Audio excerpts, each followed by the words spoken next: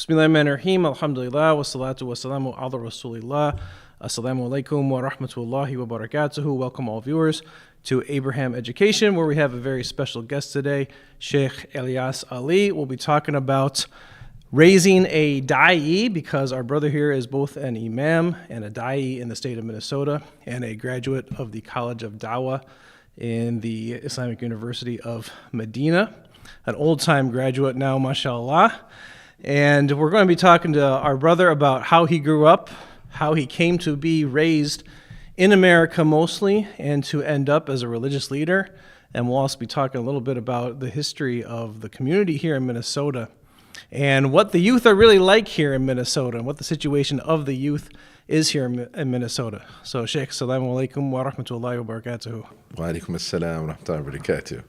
I appreciate the gracious introduction. Where were you born originally? Alhamdulillah. It's funny you asked me that. I had a student ask me that today while I was teaching. But I was born in Howard University Hospital, so that's Washington, D.C. I've lived in San Jose, California, Tyler, Texas, which is real country, Dallas, Texas, Georgia, but I came to Minnesota when I was 12. And I've been here ever since. And really the only time I've left is Canada, which doesn't really count. Offense, Canadians. Yeah. And then going to study at Islamic University of Medina. Did you move to Minneapolis when you came here? Grew up? So no. So we moved to St. Paul right away. We were over in Frogtown. You went to St. Paul Public Schools? St. Paul Public Schools, all the way from elementary, about third or fourth grade, if I remember. And your parents were from? Ethiopia, and more specifically, a city called Harar. Do you know what motivated your parents to come to this country? And, religious family, not religious family? No. For the most part, they weren't. I mean, there was a conflict going on in Ethiopia at the time. So like many, others, they fled. My mom, she came here pregnant with me, actually. She tried to go where there's populations of other Ethiopians. So that's how we ended up in Dallas, Texas. But ultimately, she ended up staying in San Jose, California. And then same thing, my dad, for the same reason. And they went through, other places too. So they ended up going to Somalia for a little bit. It's a refugee camp, and then... So, 80s and 90s moving around like that, what was your sense of being Muslim during that time? It was very nominal.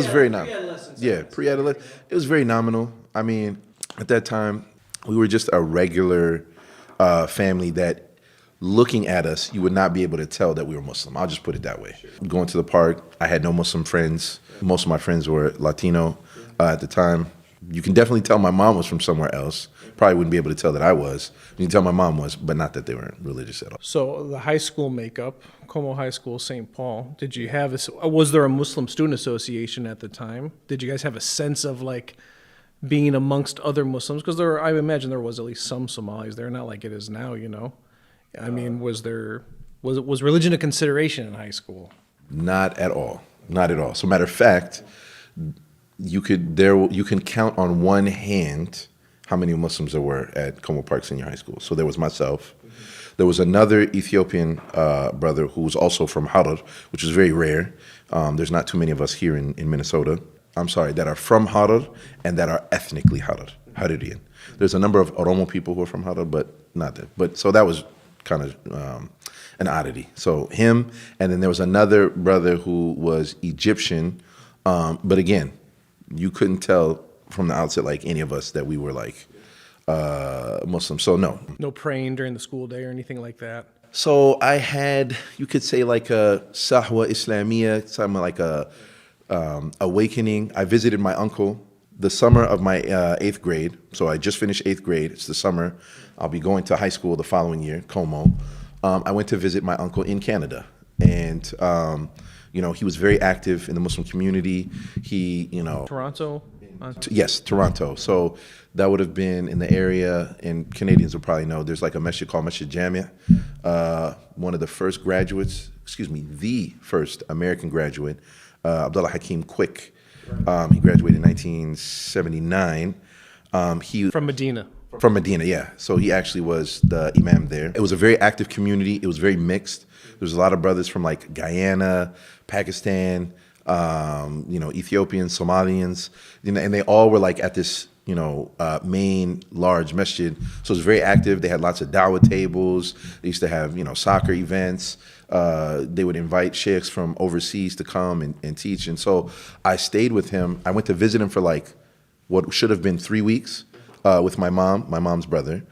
And I ended up, when she went back, I said, can I stay? And I ended up staying with him the entire summer. You can imagine I went from not praying almost at all, just being. Age exactly? So it sort of made me 14, 13 years old. Yeah, 14, yeah, going to high school, yep. And it was like I had never experienced anything like that. There was Islamic or Muslim restaurants, halal restaurants everywhere, Muslims everywhere, conventions, conferences, that whole summer. And I was like completely immersed and surrounded by Muslims, going to summer programs, weddings all the time. There was like, and it would be like open invitation. You'd just be pray Jumu'ah. Somebody would come and be like, yo, somebody's getting married. After his nikah, we're going to have like food at his apartment. And just like, I have no idea who he is, but we'll just go to the apartment complex. There'd be like, they would literally have... They were new, they were clean, but they would like cut open trash bags, put it on the floor. You can kind of like a sufra, like in Saudi, the plastic or whatever, and just put the food on there, and everybody would be around eating or whatever. It's a good makeshift method. Yeah. But like that type of like immersion with like Muslims so much like had a huge impact on me. So when I came back, I would say for the first maybe like few months, in high school. Just to show you how much it like impacted me.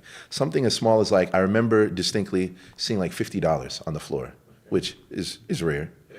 Now, normally what I would have done is walked over, stepped on it, not said anything, looked around, waited till nobody's looking, and then picked it up. But instead of doing that, I just, picked it up and like turned it in and was like, hey, somebody drop this. Prayer, when it came to prayer, I remember it used to come in and I used to have biology class. I would go to my teacher. I'd be like, yo, I need to pray. And it was so beautiful. She had a green room and she'd be like, you can go in the green room and pray. So there's like plants everywhere and it's like, calm and almost like this Zen type of deal. At home, my home life, it almost put me at odds with my parents. And you hadn't been back to Ethiopia at all at that time, had you? I've never been. You've never been to Ethiopia? I've never been to the motherland, to Africa. May Allah make it easy for me to be able to go back. Just because, what you're describing here, lots of parents nowadays, they will try to send the kids back to Africa to get that community feeling, get some sort of, just try to get it in, in their bones a little bit, where they're from, this type of thing. It's almost like you got that in Canada. I would say exactly that. There in Somali community, I think they call it Duck and Elias. Why'd your parents they sent you alone to Toronto when you were 14? Is that correct? No, so I went with my mom to visit so he was making dawah to my mom the whole time. We were living in California. He would send like videos, different imams, and he would send like sweets with them and stuff like that. And my mom, we would just watch these videos together. So I was watching like Siraj Wahaj, what's the Sheikh's name? Allahumma salli ala Muhammad. The one who did all the Ahmed Didat. Like we would just like, eat those videos up, man. And this is, before a lot of people's time, VHS, whatever. So we had tons of those. And, you know what I'm saying? So that. Yeah, he'd mail them to us, you know what I'm saying? And so that just kind of like whet our appetite a little bit. So then when I went to Canada and, I went to see him, he would go to the masjid all the time and play soccer and, be with the Muslims all the time. I was just like, man, I love this, Mom. I want to stay. Was there a masjid you're going to in St. Paul at the time? Yes, not in St. Paul. There was no masjid in St. Paul at the time. There was masjid called Masjid Mujaddid. At least at the time we were going, it went through different iterations, but they had Imam Rashid Abdul Hadi, who came out of Philly. And, may Allah have mercy on him. He passed away a few years ago. And that masjid eventually ended up becoming Masjid al-Nur. But it was one of the only places that had khutbah in English.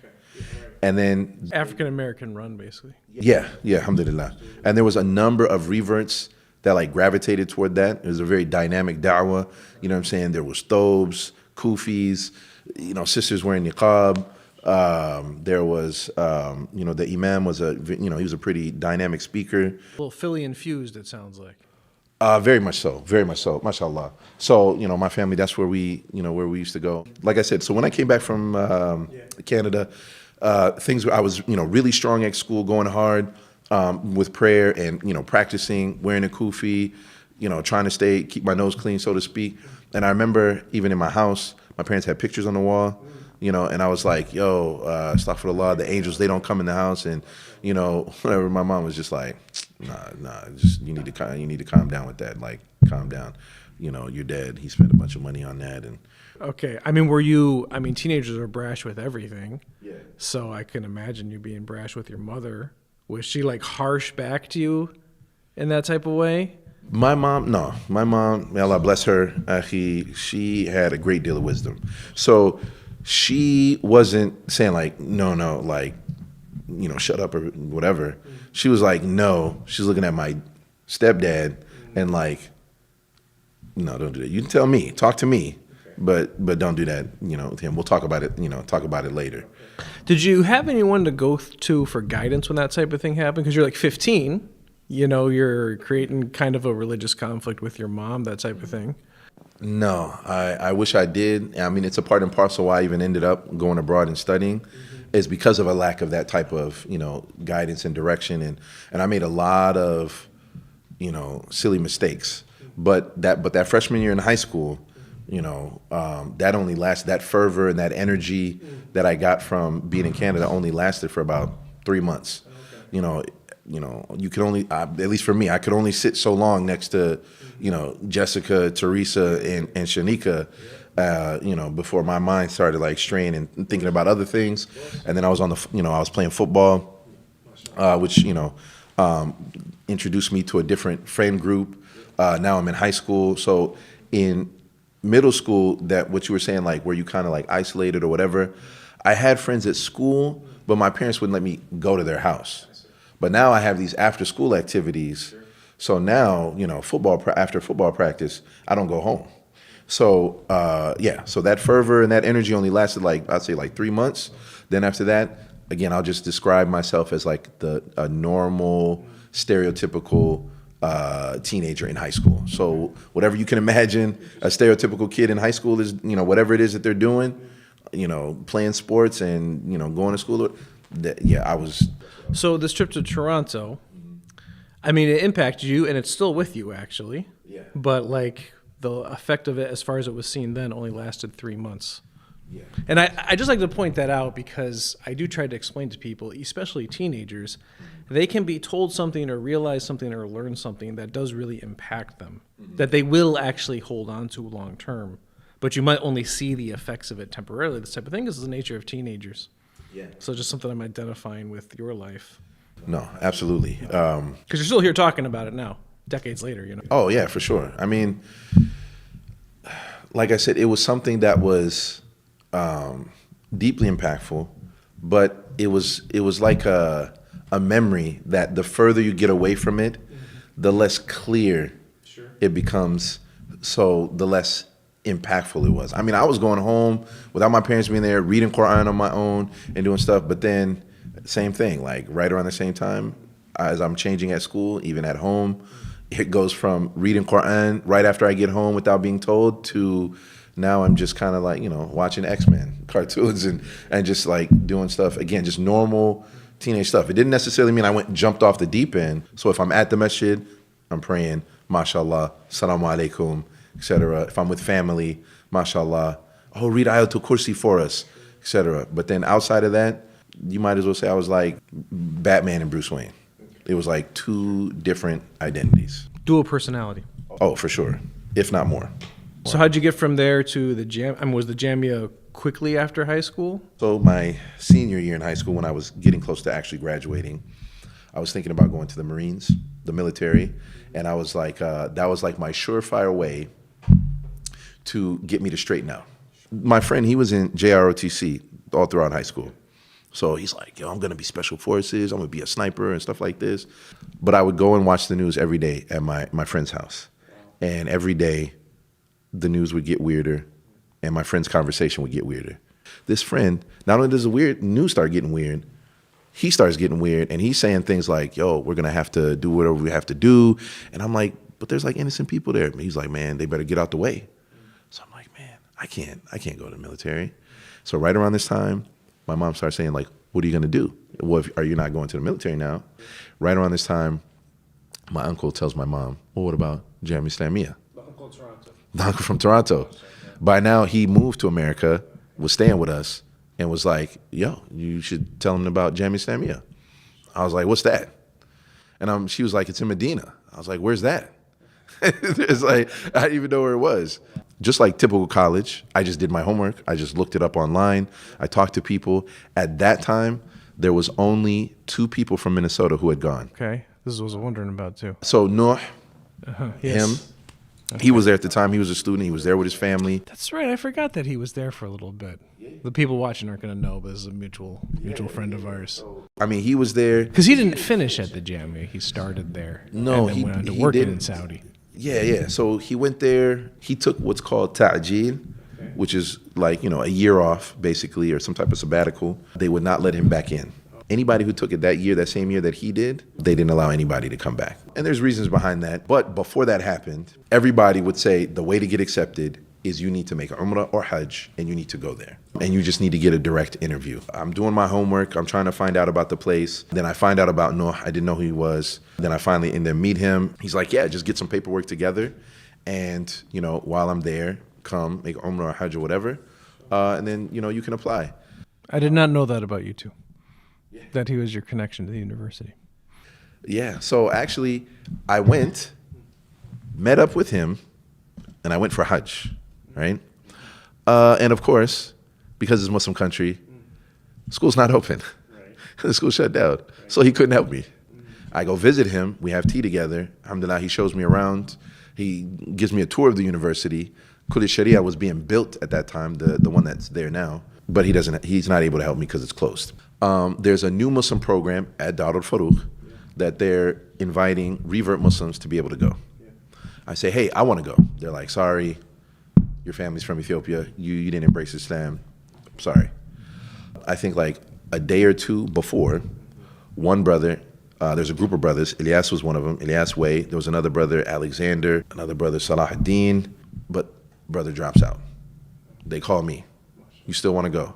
I'm like, yeah. They're like, be ready tomorrow. Y'all gonna have to rent a car and drive to New Jersey straight to be able to get your visa and then catch a flight. I get my stuff together and we drive 21 hours straight, nonstop to New Jersey. We stay there for the night, early morning, or we get the visa right at the airport. Some brothers helping, I don't know, some organization. And then we catch the flight the next day, go there, and it's then that I have an interview on that time. So we go make Umrah. There's a whole program where they have classes for us, different du'at and mashaykh that we meet in Medina as well as in Mecca. So it's basically we're spending the whole day, going to halaqas and stuff like that with these sheikhs and classes. And then on our off time, they're like, you can go see the city or whatever. So we go to have an interview at Jamia Islamiyah. And they asked me a few different questions. And they asked me questions like, what do you think about Chechnya? I remember I was like, I know that it's, in Russia, you know what I'm saying? But obviously there's, some issue going on there. And I had no idea about this issue. All I remember is that I saw a flyer once at the masjid, wallahi, on the floor that said Chechnya, and money was being raised for Chechnya. So that's what, and I told them that I said, we make dua for our brothers and sisters in Chechnya, and I know that one of the local masjids, they raise money for them. That's all I told them. They're like, what do you think about Afghanistan? What do you think about this? And I was like, and I just kept saying, make dua for them, may Allah, protect the Muslims, and that's it. And I think that was their way of seeing if I had any type of political leanings or other, whatever type of leanings. But like I told you, not too long before, I didn't even know Jamia Islamiyah was in Medina or where Medina was. You know what I'm saying? So I didn't have any leanings towards anything other than, Islam. I just know about Islam. Quran, Sunnah, that's all I knew. Anyways, they asked me to read some Quran, and after that, they're like, we'll get back to you in 10 months. I was like, I'm ready right now. Like, what I'm supposed to do in 10 months? They're like, that's your business, but we'll get back to you in 10 months. Elias Way, he also had the interview too. Same deal. Asked him similar questions, whatever. Another brother from here who's Yeah. Yeah, mashallah. And so I go back. I'm like, man, what I'm supposed to do? Well, I can't just sit here twiddling my thumbs. I go to college for a year. I was in a teacher program. Did that for a year, alhamdulillah. And I hated it.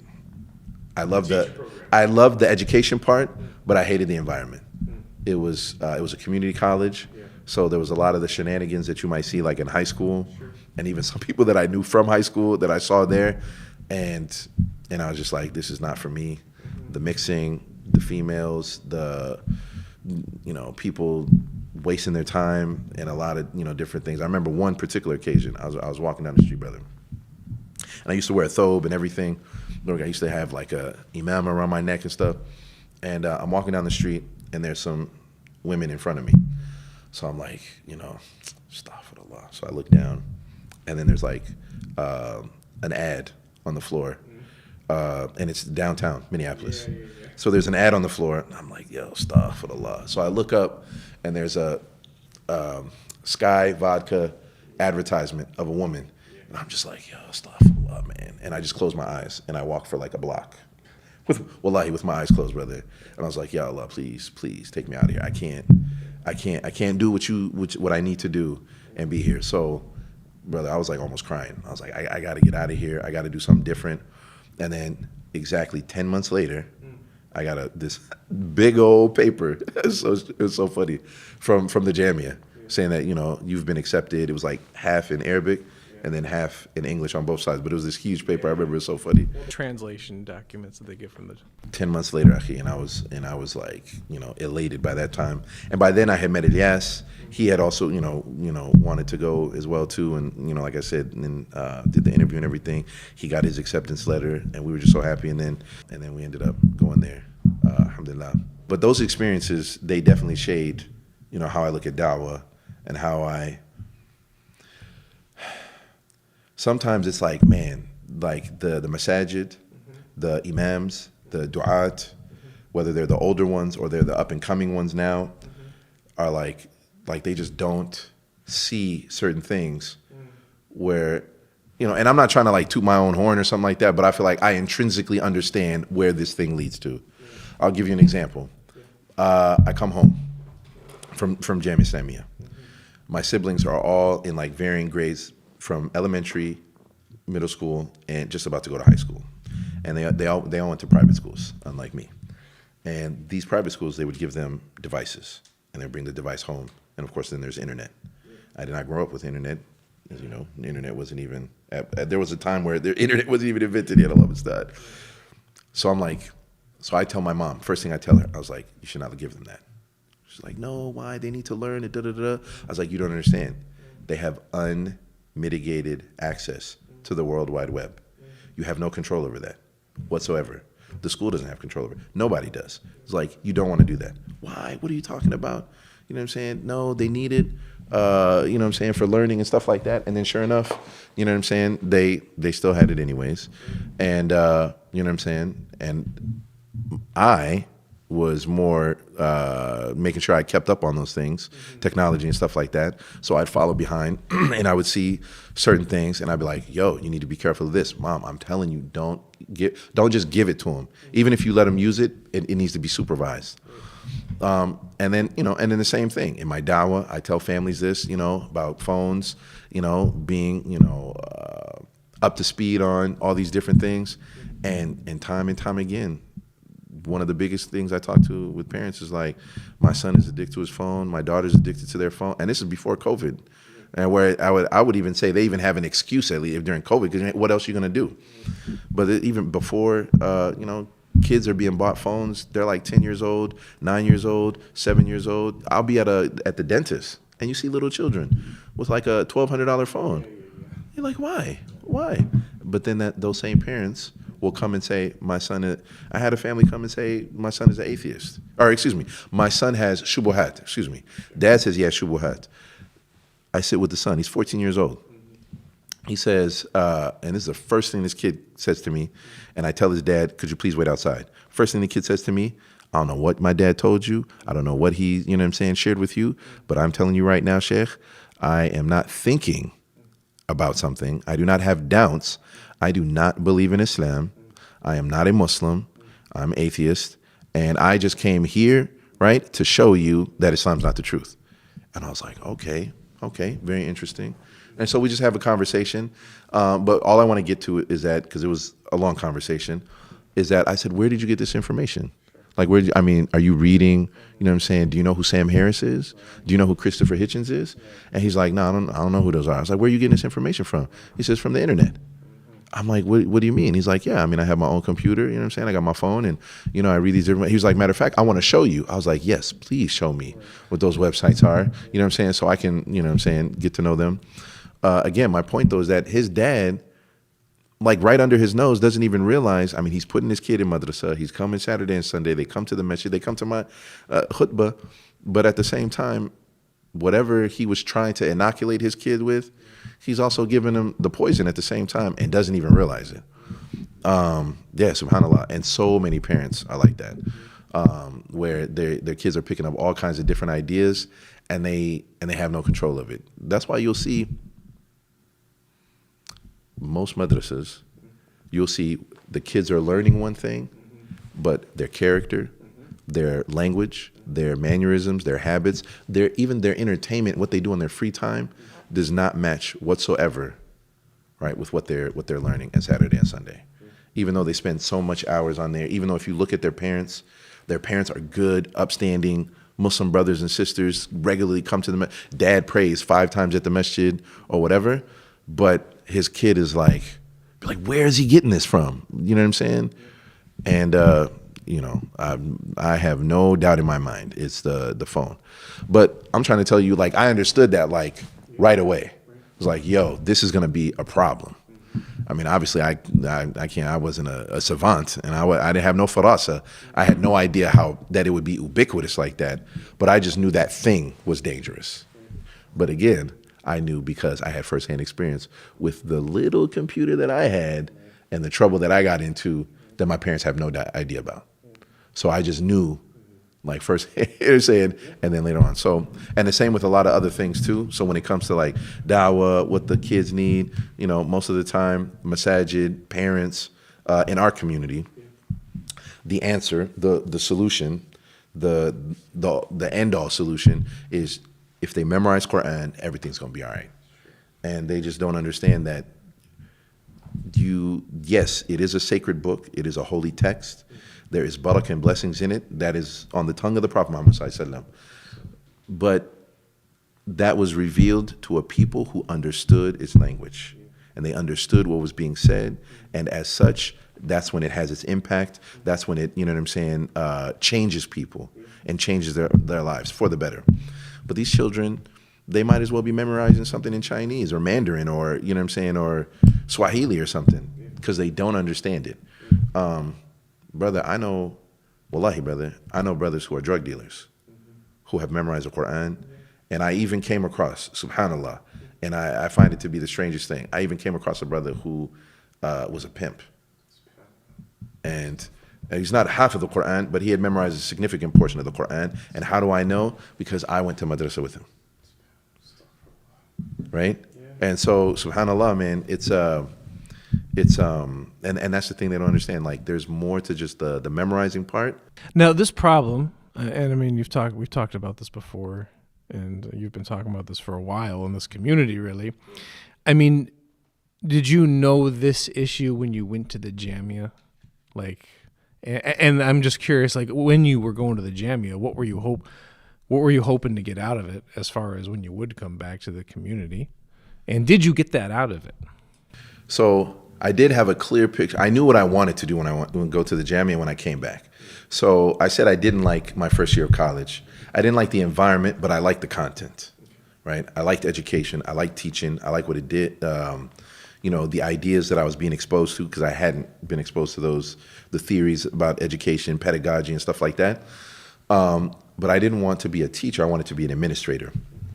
And then, matter of fact, Elias, he took us to the school that he went to, and I think I told you this before. He was at Hamlin, I think, right? Yeah, no, not the college, the high school that he went to. It's like an environmental The School of or Environmental something. Studies, where I am also a graduate.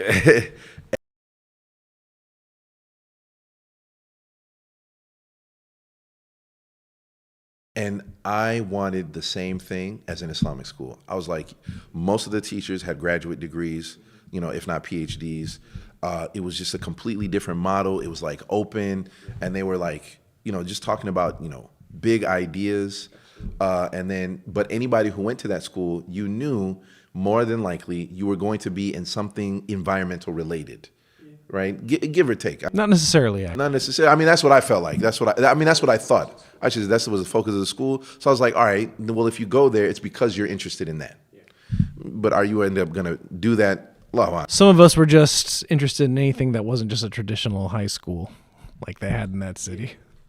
But I love that model, and I was like, we're gonna do an Islamic school like that. So there's gonna be an area for like people who want to learn hadith, and then there's gonna be guys who are gonna be fiqh, and guys who are gonna be this. But because they're, we're doing secular studies, they're, he might be a doctor, but he's a master at fiqh and hadith or whatever, and then it's Saudi Arabia, so maybe we'll get funding and we'll do connecting and all this stuff. So that part I knew, and it mainly came from the idea of public school is the worst place to ever put your kids, and that we need to have that idea of the environment, right? And so and same from when I went to go visit my uncle, I was like, we need to have that environment where you have them immersed as much as possible, so that a kid being Muslim is normalized. A girl wearing hijab is normal, and the opposite of that that's what's weird, that's what's strange, and I feel sorry for y'all. So you wanted to make a school when you came back from the Jamia? That was what I initially wanted to do. That's what I originally wanted to do, and I held on to that for like a long time.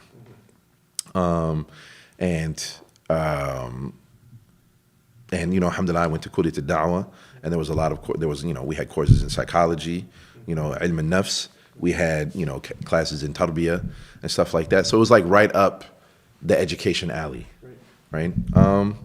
But then obviously when I came home, things were different. Trying to get to Islamic school, things like, well, I got to eat. I got kids, family now. And, working at Islamic school wasn't, exactly. 2011 you came back. 2012. I came back in October 2012, October 21st or 22nd. Were you working at Al School then? So the first month I came back, I worked at a place, what is it called? Sportsman's Guide. Where they like sell chocolate, bullets and, fishing gear and boots and stuff like that. I worked there for a month, and then alhamdulillah, Allah blessed me, I worked for Building Blocks right after that. That's right. So I stopped in November. By December, I started working for Building Blocks. I worked there for just shy of 5 years. Program manager, worked social services, emergency assistance. Building Blocks, for those who don't know, it's a local organization here, a Muslim organization. It was partially founded by Dr. Hatem al-Hajj, who some people know online. Yes, yeah. He's actually the brain behind it. It's actually his students. Yes. So he taught his students for like 2-3 years. Mm-hmm. And I was one of them for a time. And I was with them for a little bit. I was the Dawah coordinator for a little bit back in the day. And he basically taught them, and then he just asked the question, all right, I've been teaching y'all, for so long. What are you going to do with this knowledge that I give you, or that I've given you, and that Allah's blessed you with? And I remember then they had a community meeting, and which ultimately culminated into the idea of Building Blocks of Islam, where they're going to do different service projects to try to empower local community members instead of imams and board members and stuff like that. Just 9 to 5 lay Muslim. I want to do some good. I have an idea. Can you be a vehicle to help me, get this project going? And they basically threw a bunch of projects, and the ones that stuck, those are the ones that became Building Blocks. The emergency assistance, the visiting the sick, and some other ones too, alhamdulillah. The Dawah tables at the state fair and the county fairs. Yep. So I used to do trainings for them, stuff like that, go to the state fair, all that, alhamdulillah. And that really helped me even further like understand like what I was going to be getting into later on in the years, like in the future, to become an imam.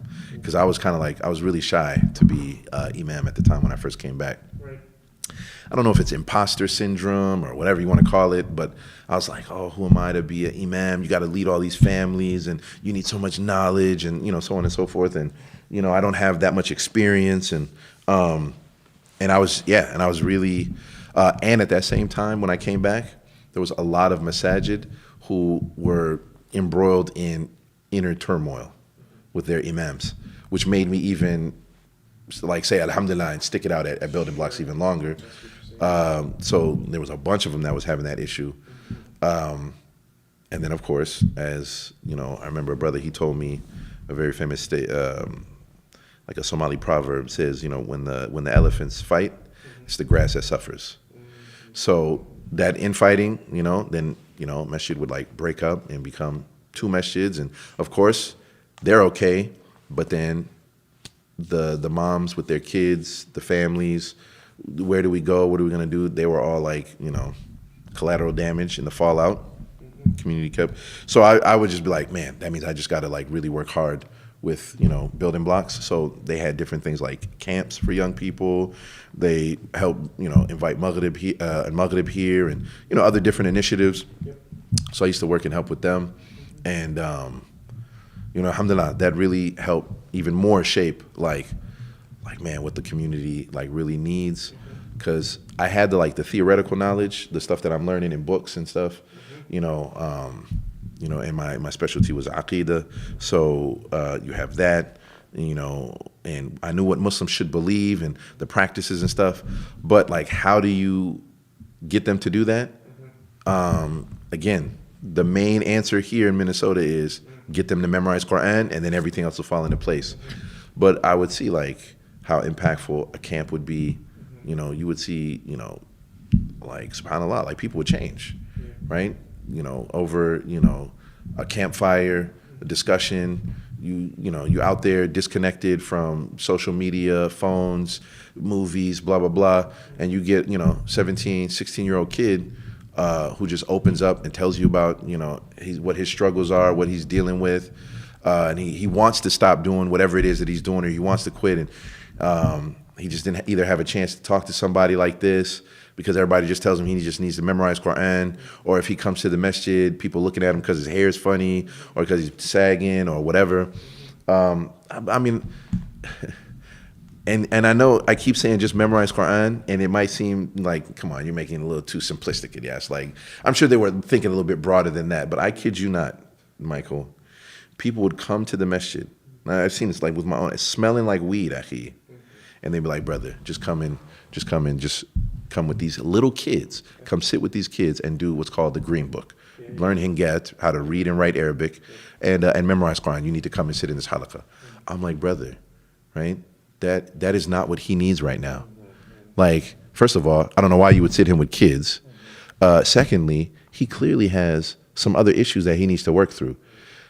We need to focus on prayer, and we need to get this brother spiritually cleansed, right? And even Allah subhanahu wa ta'ala talks about that with the Prophet Muhammad sallallahu alaihi wasallam on what he needs to do with the people and what he's commissioned to do, right? And he says expressly, right? A'udhu billahi minash shaitanir rajim. Allah says about why he revealed the Quran and what the Prophet should do. لِيَتْلُوا عَلَيْهِمْ آيَاتِهِ وَيُزَكِّيهِمْ وَيُعَلِّمُهُمُ الْكِتَابِ, right? وَالْحِكْمَةِ, right? That the Prophet sallallahu alaihi wasallam, why Allah sent the Quran, why he sent him, what his job is, to recite the verses upon them, to have them hear the revelation of Allah subhanahu wa ta'ala. What is Allah communicating to them? What does he want of them? What does he have in store for them to help them, uplift them, and what they are going to do, what's going to happen to them as a consequence. And then through that process, right, the next step is yuzakihim, that they are purified, that they are cleansed spiritually, right? Then after that, right, yu'allimuhum al-kitab. Then you teach them the book, wal hikmah, and the wisdom, right? It's supposed to be in those steps. Not as soon as they come in, let's throw them in a class. And that's usually what the response is. A lot of times when people ask me for like a youth program or something, they're like, can you just teach them a halaqah? I'm like, what do you have going on at your masjid right now? Do you have, sports? Do you have any activities? Do you have camping or whatever? And they'll be like, no. I'm like, so what do you have? Oh, we have, madrasa, Saturday, Sunday, and we have, some muhadaras and stuff. I was like, oh, and you want another muhadara? I was like, y'all don't want to mix it up a little bit here? You know what I'm saying? And sometimes they balk at that. I'd be like, all right, let's have basketball and the halaqah. And they'd be like, why? They can go to, the gym for that, or they can go somewhere else. We don't want them to come to the masjid for that. I remember I had a youth program at one masjid. I bought a PlayStation. And I bought games that I censored, right? So sport games or whatever. Make sure, that it's, age appropriate and stuff like that. And brother, I had so much pushback at the masjid from elders, from some staff at the masjid. But I did it anyways. I kept it anyways. And I would have parents come on Friday nights. So we had a program that we set up where I had a halaqah, I did tafsir that Friday night, and then we'd have basketball, and there'd be PlayStation. So the older guys and young people will go play basketball, and then there'd be like younger kids. So we'd have supervision, and they could play the PlayStation, right, or whatever. And then the older guys who didn't want to play basketball, they can go be there too. And then parents would come to me, right? Basketball would be until, I remember it would be until like midnight. And then the PlayStation would be open until like 10. And parents would come to me and they'd be like, Shaykh Elias, can you get rid of the PlayStation? I'd be like, for what? They'd be like, my son is fighting me and he doesn't want to leave the masjid.